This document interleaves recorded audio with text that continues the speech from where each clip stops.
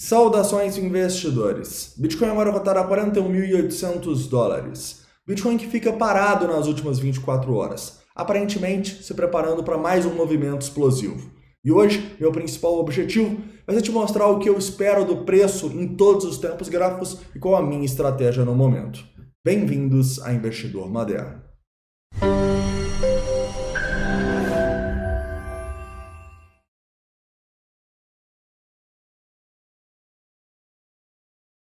Investidores, antes de começar um recado rápido para vocês. Se você ainda não me segue aqui no Instagram, eu recomendo que você vá no primeiro link e me siga ou procure pablo.granier.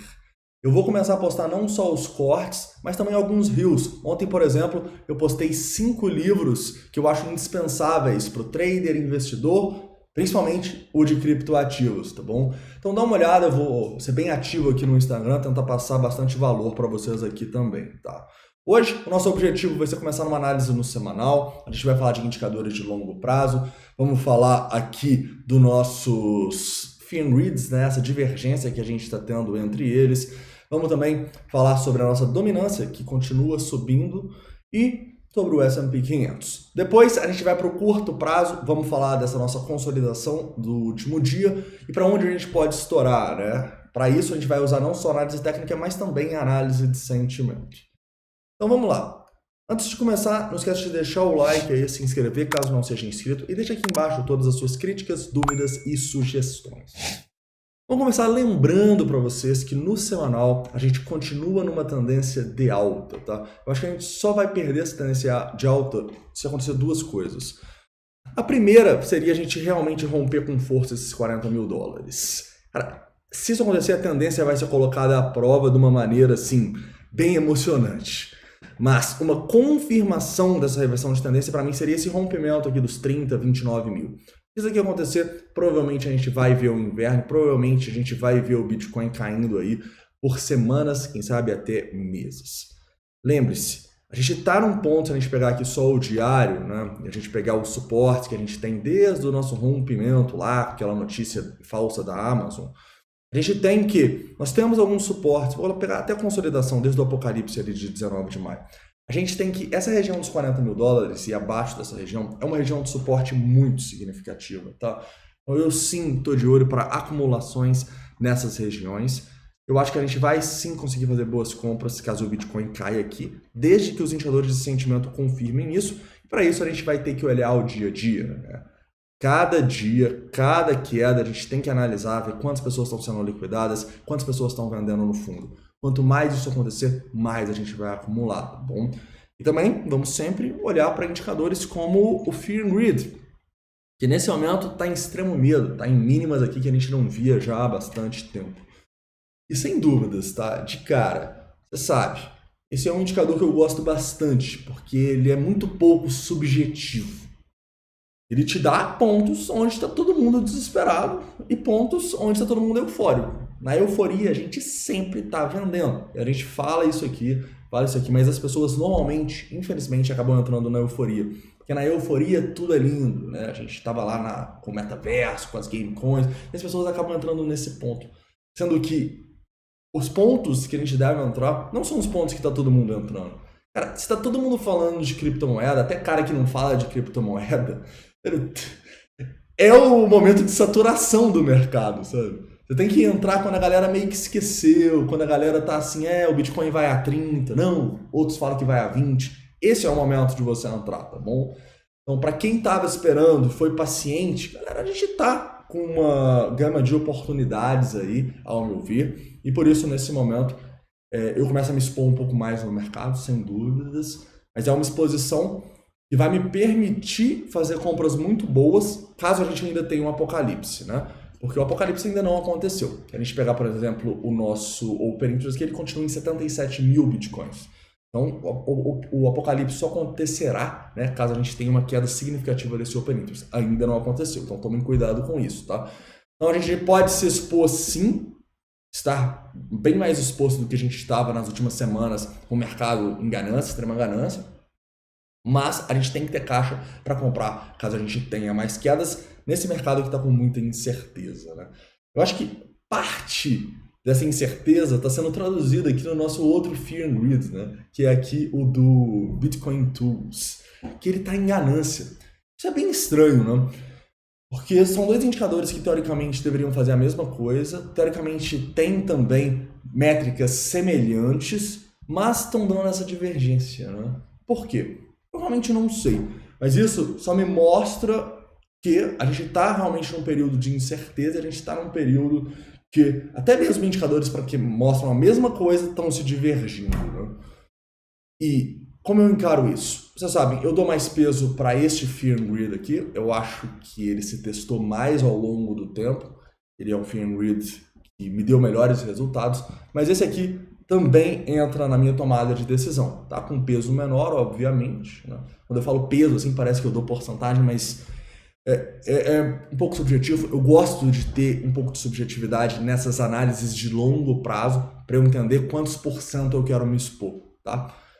Eu sei que eu sempre falo quanto menos subjetividade melhor, mas para o longo prazo, quando você tem muito tempo para tomar a sua decisão, você pode parar, pensar, você está fazendo compras no diário, compras para meses. Então, dá para você pensar bem, né? No curto prazo que não dá. No curto prazo, a subjetividade vai te matar, vai te travar, né? Mas então, eu encaro esse indicador aqui como essa divergência como algo que pode acontecer nos mercados, que não é comum, mas que pode acontecer. E eu acho que o Alternative.me é mais confiável do que o Bitcoin Tools, né? Vamos ver. Se a gente continuar e ter um apocalipse, o Bitcoin Tools vai se provar mais confiável nessa amostragem, né? Continuando, falando um pouco sobre a nossa dominância. A nossa dominância está subindo, tá? O que é algo positivo, mas ela ainda está em 40%. Então, historicamente, a gente está num patamar muito baixo da dominância. Então, é um patamar que eu quero chegar aqui e começar a comprar altcoin igual doido? Não. É um patamar que a minha exposição vai estar focada no Bitcoin, talvez no Ethereum ali, ou em alguma outra grande altcoin que você gosta. Tente focar nas maiores nesse momento, tá? Você vai querer focar nas altcoins quando elas realmente sofrerem, tá? Quando a gente realmente tiver uma queda aqui delas, essa dominância voltar, por exemplo, lá para esses topos próximos dos 47%. Quando isso acontecer, a gente discute altcoin no longo prazo aqui. Agora, cara, é você comprar, é a mesma coisa que você comprar o Bitcoin esticadíssimo lá nos $69 mil, na minha visão, tá? Praticamente a mesma coisa. Então toma cuidado aí com essas exposições, porque até hoje, quem me chama, muita gente me chama, né, no privado, muitos amigos aqui de Belo Horizonte me chamam. Você acha que eles estão querendo comprar Bitcoin? A grande maioria tá me perguntando de Gamecoin, bicho. Eu fico puto. Mas é a vida. É o que o mercado tá hoje. É o que essa dominância de 40% nos mostra, tá? As pessoas ainda estão indo muito para as altcoins. Então tá todo mundo doido com as Gamecoins, querendo ficar rico com isso, e todo mundo esquecendo a principal criptomoeda, o Bitcoin, e esquecendo que a gente está tendo uma oportunidade no Bitcoin.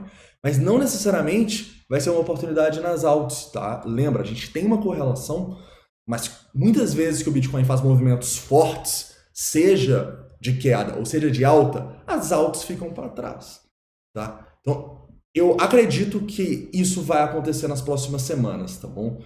Eu acho que a gente vai ter um aumento dessa dominância, e se a gente não tiver, vai ser bom para a gente fazer o trade nessas altcoins.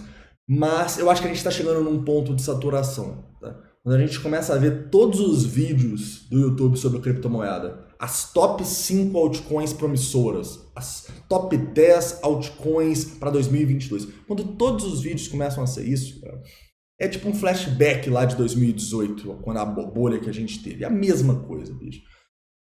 E infelizmente a gente sabe a grande maioria dessas altcoins não vão perdurar e não vão ter força para estar aqui no longo prazo, né? Só você olhar lá em 2018, por exemplo, quais altcoins estavam no top 10. Olha em 2019 quais estavam. Pouquíssimas se mantêm. Se eu não me engano, só Bitcoin, Ethereum e ADA nas top 10. Então toma cuidado com as altcoins que vocês estão comprando hoje.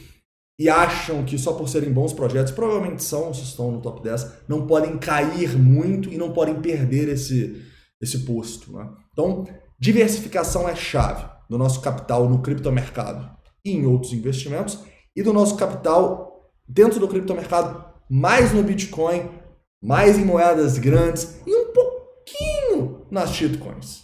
Né? Eu falo shitcoin da maneira mais carinhosa possível, tá? As moedas de baixa capitalização, moedas que estão abaixo do top 100. Tranquilo? Lembrem que no meio disso tudo, no meio de toda essa incerteza, tem o rei da incerteza aqui, que é o S&P 500, que está realmente ferrando e ajudando a gente, né, em alguns dias. Mas ele está mais ferrando. Né? Parece que o Bitcoin só correlaciona com o S&P quando ele cai. A gente já explicou isso, né? Porque está todo mundo muito preocupado nessa bolha estourar no S&P. Se estourar, todos os ativos de risco vão cair. Né? Então, toma cuidado com o S&P 500. Amanhã a abertura dos mercados às 8 horas. E a gente vai fazer um vídeo amanhã, mais ou menos esse horário, para a gente analisar a abertura e ver o que está acontecendo. Tranquilo? Continuando aqui, indo para uma análise mais de price action.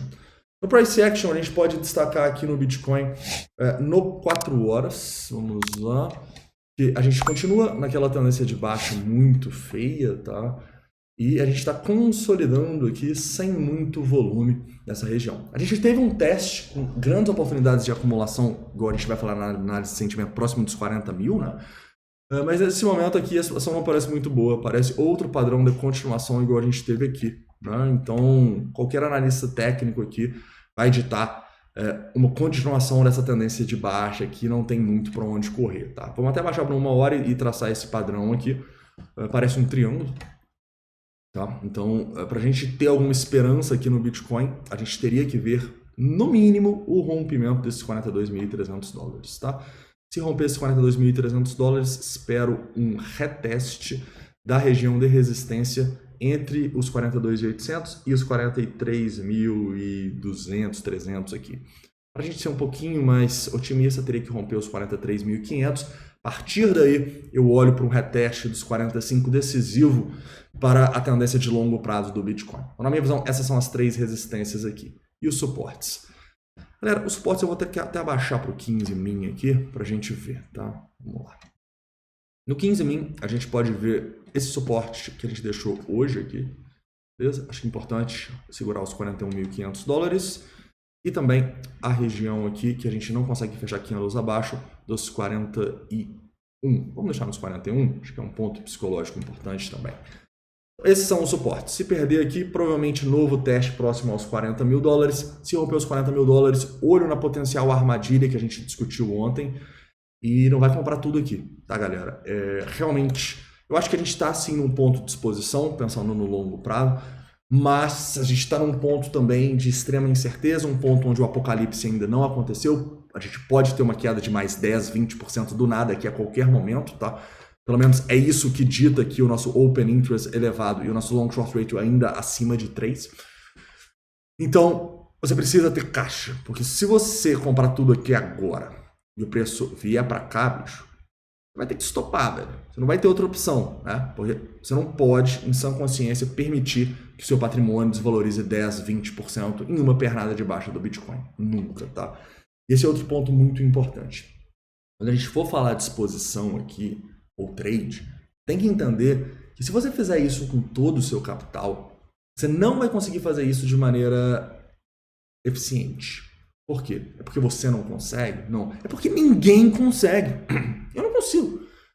Se eu tivesse que tradear todo o meu capital todos os dias, galera, eu ia errar. Eu ia fechar antes do alvo. Stop é sagrado para mim. Eu ia fechar antes do alvo porque eu me conheço. Eu ia cometer erros. Eu ia procurar motivos para acreditar no meu trade. Eu ia procurar motivos para fechar o meu trade antes do alvo. Então, não trade todo o seu capital. Tá? O que você tem que fazer? Por que a gente gosta tanto dos futuros, da alavancagem? Porque a gente coloca uma parcela pequena do capital lá, consegue alavancar ela, e o resto está fazendo o quê? Está parado? Não. Está rendendo de forma passiva. E rendendo em dólar, porra. Existe coisa melhor do que render em dólar no nosso país? Eu acho que não. Né? Então, a gente ainda consegue rendimentos muito bons, assim, maiores a 1% ao mês, porque para dólar é muito significativo. E com risco baixinho, né?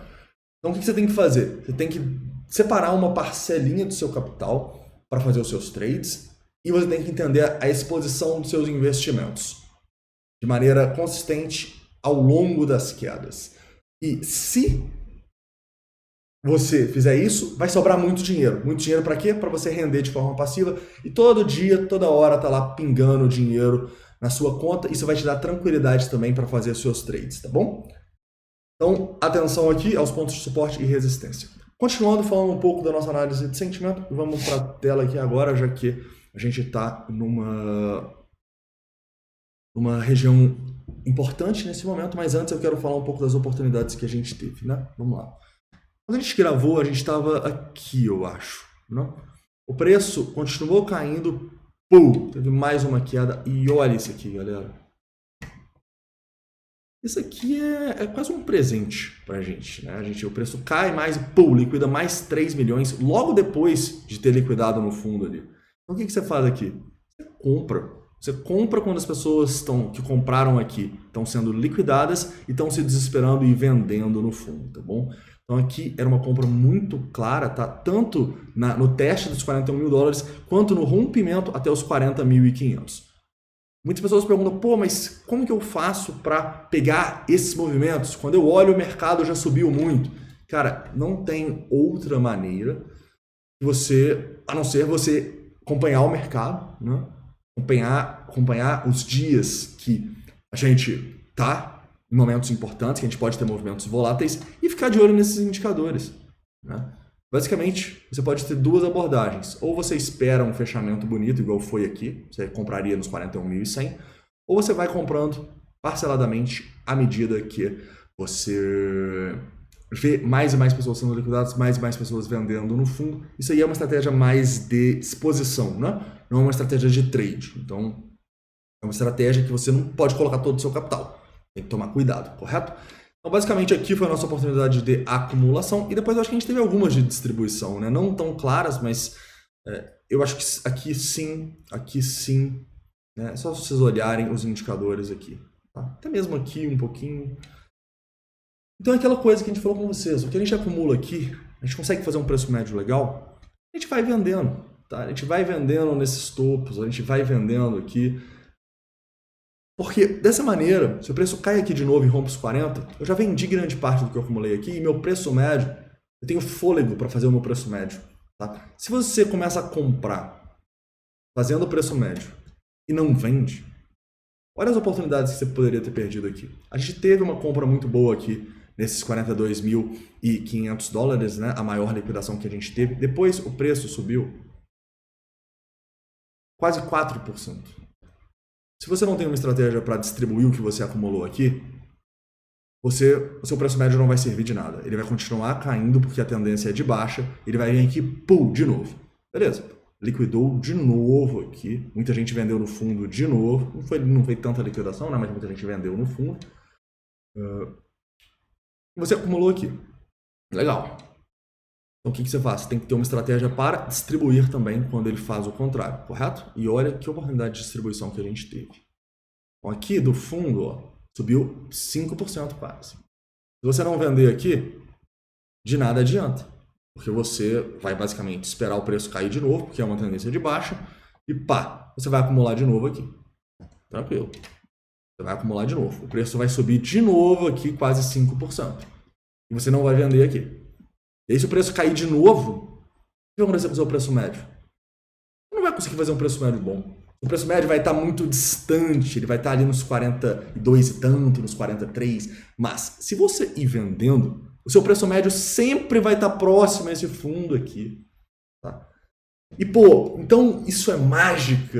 Isso todo mundo tem que fazer? Não, porque isso vai depender do seu perfil. Se você é um cara que opera o curto prazo igual a gente, você vai se dar muito bem fazendo isso. Se você é um cara por longo prazo que está querendo investir em Bitcoin, cara, não vai mexer com isso. Tem essa estratégia de longo prazo aí, senão você vai pirar. Né? Você tem que estudar muito para fazer esses scalps aqui no curto prazo. Mas o ponto-chave é que se a gente vende aqui, qual que é o nosso risco? Não? O nosso risco é o preço simplesmente ir embora. Aí quem acumulou aqui nesse fundo e não vendeu vai se dar bem, né? Porque esperamos que o momento o Bitcoin vai reverter e vai voltar a subir. Não sabemos quando. Então por isso que quando a gente olha o preço médio, a gente sempre tem o risco e o retorno. Se eu vender aqui, o preço poderia simplesmente ir embora. E pode ir, com certeza. Mas, o que diferencia aqui? Eu tenho uma estratégia para fazer isso, uma estratégia que eu sei que é vencedora ao longo do tempo. Correto? Então, eu acho que a questão aqui não está nem em a gente se preocupar se o preço vai subir ou não vai. Eu não me preocupo mais com isso. Realmente não me preocupo. Quando eu vendo, por exemplo, realizando aqui, eu não estou nem aí se o preço for para os 43, 44, 45. Por quê? Porque a minha estratégia engloba eu vender lá também. Então eu não vendo tudo, pô. Eu não chego aqui, compro tudo aqui, vendo tudo aqui. Não, a gente vai vendendo. À medida que vai subindo, à medida que vai tendo mais a liquidação, você tem que ter uma estratégia para isso. E aí sim tirar a sua subjetividade. Porque se você ficar muito subjetivo aqui no curto prazo, você também vai pirar, beleza? Continuando aqui e fazendo uma atualização dos nossos indicadores das sardinhas, CVD continua subindo, o que denota certo risco, mas o nosso long short rating caiu. Está abaixo de 3 aqui nesse momento, tá bom? Isso não me deixa muito otimista, afinal a gente ficou nessa aqui, estamos nessa já há alguns dias, né? O preço não sai desses 2,5, vai para 4 e tal. Então estar em 3 aqui é melhor do que ontem, que a gente estava quase em 4, obviamente, mas ainda denota certo risco, são 3 longs para cada short, correto? Se romper para cima, o que seria o ideal? Romper para cima com isso aqui caindo e isso aqui subindo, tá? Seria o ideal para o Bitcoin nesse momento. Mesmo assim, não vou fazer trades a favor da tendência de alta desse rompimento, tá? Eu ainda continuo de olho para distribuir à medida que o preço for subindo aqui, esse momento acima desse topo lá, até os 45.500, eu acho que eu vou distribuir. E vai depender dessa distribuição do quê? Das liquidações, das compras a mercado. Se ele tiver um rompimento bonito, por exemplo, eu não vou distribuir tanto, entendeu? A gente tem que ir jogando com análise de sentimento com os dados do presente. Eu não posso chegar aqui para falar para vocês, eu vou vender nos 44, ou eu vou comprar nos 39. Enquanto a gente fizer isso, a gente vai se fuder. Não tem outra palavra, velho. Não tem. Se você ficar tentando prever o futuro e não interpretar o presente, fechar os olhos para o presente, você vai virar um torcedor do mercado. Você vai torcer para o mercado chegar nos 44 para você vender. Ou você vai torcer para o mercado não passar dos 39. E você não tem que fazer isso. Você não tem que torcer. Você não tem que se importar com o preço. Você tem que se importar com a oportunidade. E a oportunidade que aparece, na minha visão, só pode ser bem aproveitada se você estiver de olho no presente. Correto? E a análise de sentimento vai te dar isso. Tranquilo, investidores? Então é isso, tá? Espero que vocês tenham gostado do vídeo. Não esquece de deixar o like, se inscrever caso não seja inscrito. Deixa aqui todas as dúvidas, críticas e sugestões nos comentários. Um forte abraço.